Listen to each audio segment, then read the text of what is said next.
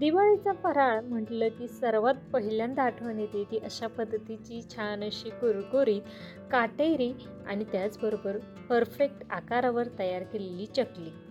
पण बऱ्याचदा चकली तयार केल्यानंतर ती खूप जास्त कडक होते किंवा वातड होते, दुसऱ्या दिवशी ती नरम पडते. असं का होतं? तर तसं होऊ नये त्यासाठी तुम्हाला अगदी आज सिक्रेट टिप्स मी सांगणार आहे. हाताने सहज भुगा होईल इतकी कुरकुरीत ही चकली आज आपली बनवून तयार झालेली आहे. आज आपण भरपूर टिप्स जाणून घेऊन बाजारपेक्षाही हलक्या आणि कुरकुरीत या चकल्या कशा बनवायच्या ते पाहणार आहोत. चला तर पटकन रेसिपीला सुरुवात करूया.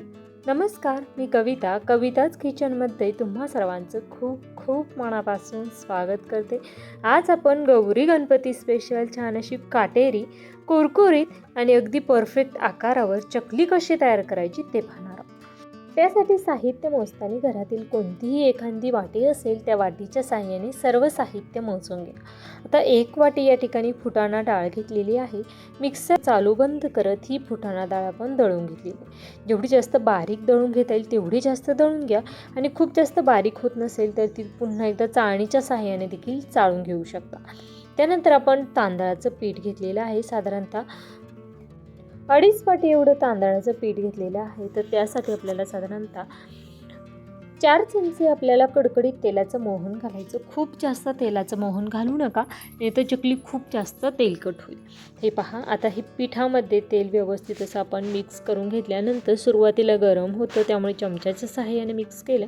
आता हाताच्या साहाय्याने हे तेल आपण सर्व पिठामध्ये व्यवस्थित असं मिक्स करून घेऊया.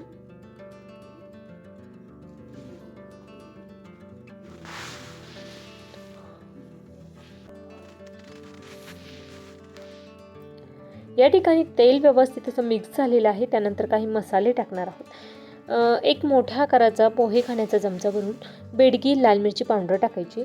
हळद टाकलेली आहे, साधारणतः पाव चमचा एवढी हळद टाकलेली आहे. त्यानंतर जिरं टाकलेलं आहे.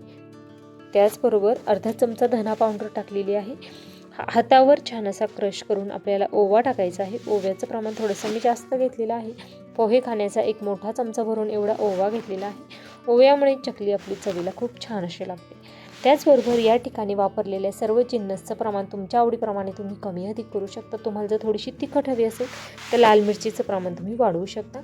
अगदी पोहे खाण्याचा 1 चमचा आणि वरती पाव चमचा एवढं मीठ टाकायचं. त्यानंतर या ठिकाणी आपण पांढरे तीळ खूप जास्त क्वांटिटीमध्ये टाकलेले आहे. त्यानंतर पाणी टाकून छान असं ही कणिक मळून घ्यायची. आता कणिक भिजवताना या ठिकाणी अगदी थोडीशी घट्टसर ही कणिक आपल्याला भिजवून घ्यायची आहे.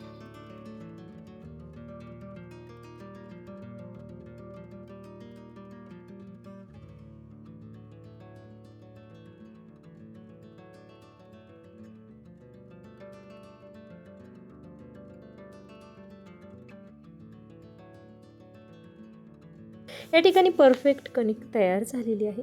त्यानंतर चकली करण्याचा सोरा घेतलेला आहे. त्यानंतर या सोऱ्यामध्ये चकली करण्याची जी प्लेट असते ती देखील आपण टाकलेली आहे. थोडंसं आतील बाजूने तेल लावलेलं आहे आणि आपल्याला यामध्ये चकलीचं जे पीठ आहे, जी कणिक आहे ती यामध्ये टाकायची. त्यानंतर तेल देखील आपण छान असं तापवण्यासाठी ठेवलेलं आहे आणि चकली तयार करणार आहोत. हे पहा, सोऱ्याचं वरील जे तोंड आहे ते बंद केलेलं आहे आणि अशा पद्धतीने कोणतीही एक प्लेन अशी डिश घ्यायची आणि अशा पद्धतीने चकली एकसारख्या आकारावर तयार करून घ्यायची.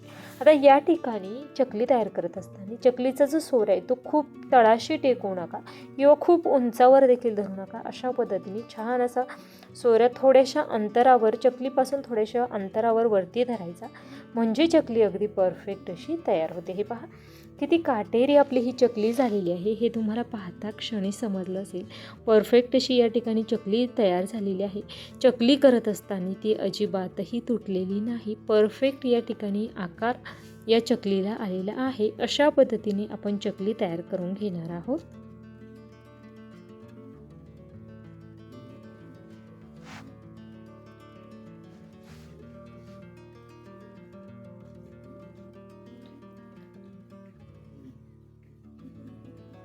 हे पहा, खूप छान अशी दिसत आहे. अशा पद्धतीने मी तुम्हाला 2 ते 3 चकल्या तयार करून दाखवत आहे. चकलीचं जे सुरुवातीचं तोंड आहे ते देखील आपल्याला व्यवस्थित असं पॅक करायचं. त्यानंतर आपल्याला ही चकली तयार करायची आणि चकलीचं पीठ जे आहे ना ते अगदी परफेक्ट कन्सिस्टन्सीमध्ये तयार केलेलं होतं, त्यामुळे चकलीला काटे खूप छान आलेली आहे. छान अशी ही काटेरी चकली तळल्यानंतर आणखीनच छान अशी दिसते. तुम्ही पाहू शकता परफेक्ट अशी चकली या ठिकाणी तयार झालेली आहे. रंग छान आलेला आहे. त्यानंतर आपण तेल छान असं गरम केल्यानंतर थोडंसं आपण तेलाचा अंदाज घेण्यासाठी चकलीचं पीठ सोडलेलं होतं. त्यानंतर अशा पद्धतीने छानशी ही चकली आपल्याला तेलामध्ये तळून घ्यायची.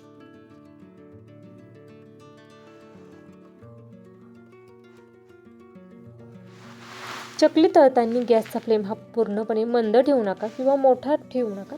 अगदी मध्यम आचेवर छान अशी ही चकली तळून घ्यायची. हे पहा, तळल्यानंतर खूप छान अशी ही चकली दिसते. अगदी छान अशी लालसर रंगावर आपली ही चकली या ठिकाणी तळून तयार झालेली आहे. गरमागरम आपण ती डिशमध्ये काढल्यानंतर ती छान आणखीनच तिचे काटे खुलून आलेले आहे. त्यामुळे ही चकली दिसायला देखील खूप छान अशी दिसत आहे. अशा पद्धतीने मी 4 ते 5 चकली तुम्हाला तळून दाखवत आहे. त्यानंतर राहिलेल्या सर्व मी डिशमध्ये सर्व केल्यानंतर दाखवणार आहे. रेसिपी करून पहा, कशी झाली ते कमेंट बॉक्समध्ये नक्कीच कळवा. रेसिपी आवडल्यास लाईक करा, जास्तीत जास्त शेअर करा.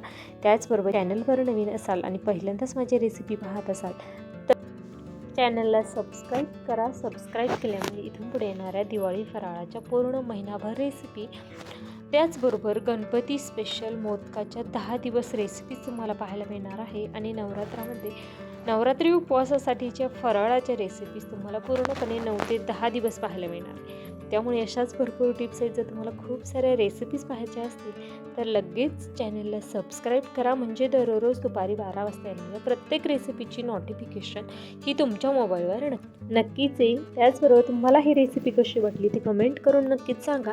आणि दिवाळी फराळाच्या कोणकोणत्या रेसिपीज तुम्हाला माझ्या चॅनलवर पाहायला आवडतील हे देखील मला कमेंट करून नक्कीच सांगा.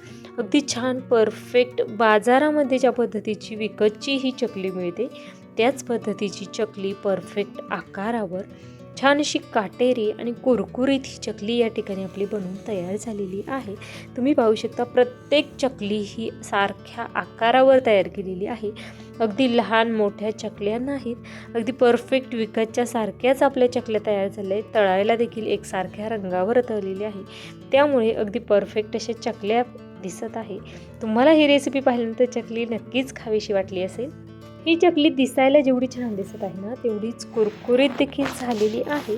चवीला देखील तेवढीच छान झालेली आहे.